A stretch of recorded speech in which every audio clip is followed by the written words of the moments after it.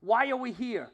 We're here because of these kids and the thousands more like them that are gone, at least in part, because of something or a series of things that happened to them on the internet. It's about Tyler Clemente. It's not middle school or high school, it's college as well. Tyler was a freshman at Rutgers University. Like every other incoming freshman, he got assigned a roommate.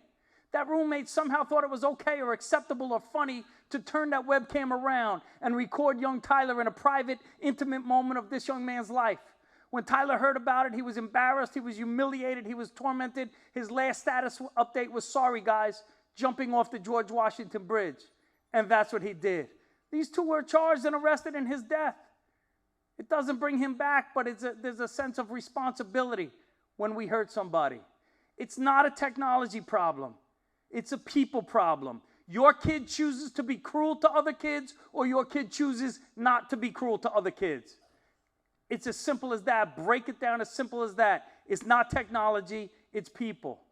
I'm a Giant fan.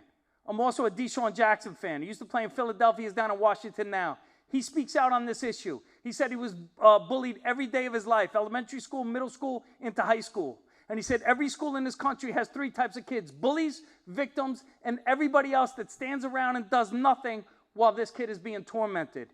In Connecticut, we have an anti-bullying law that addresses just this issue.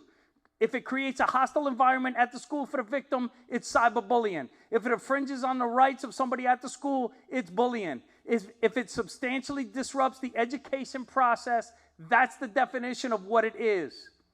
It's about Leslie. Leslie was in the 6th grade when she logged onto her site at what she thought was her friend's house. They had a device that stole her password. This little girl logged off and went home.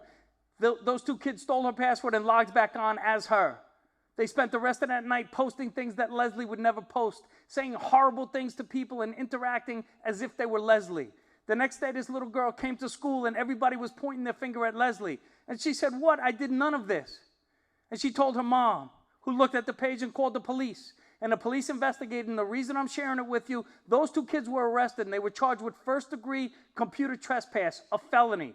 We're getting smarter in law enforcement because, unfortunately, we see the end result far too often.